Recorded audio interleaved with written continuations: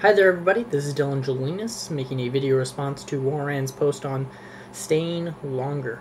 I originally tried to type this but ran out of space quickly. First of all, when you're in a party situation and it'll eventually come up that there's still 10 kids that don't have a balloon and your hour's up. What I found the best way to handle this situation is a couple things. First of all, when I'm booking, I make sure that I have a good amount of wiggle room.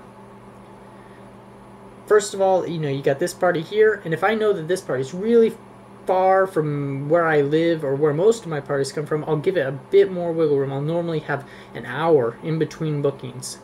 That way, if they have an hour that they've booked with me, it gives me that half an hour to work with them and then still give me my travel time to the next event.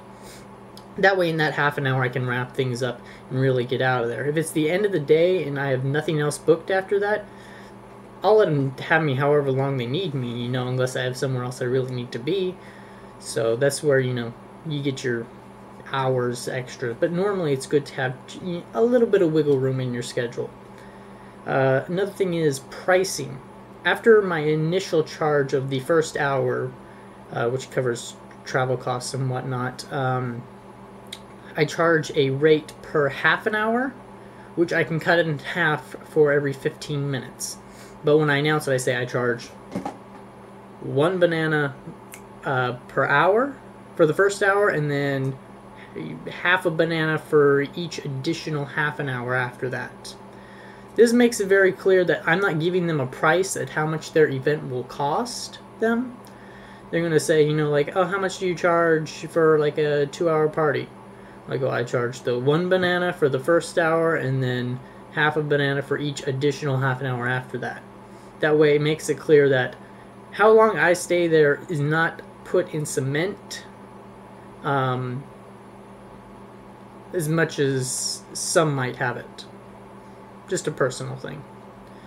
Another thing is a lot of people try to they don't like it because they have to get out. They have to tell the kids no, or they're very abrupt with leaving. If I'm only booked for an hour, I'm only going to be there an hour.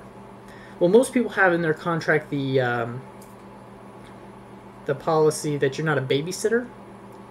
Along with mine in my contract, I have the I'm not a bad guy policy, in which it is not my job. If you are hiring me, then you are agreeing that I will not be the bad guy at your party.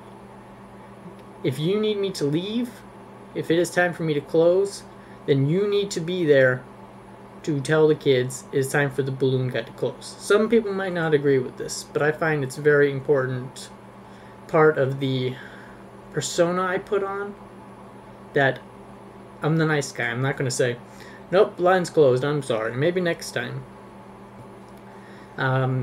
Oftentimes I try and help the adults with this. Maybe I'll say, or I'm on the phone with them, I say, a really great time to do all the birthday presents or the piñata would be the time that you'd want me to leave.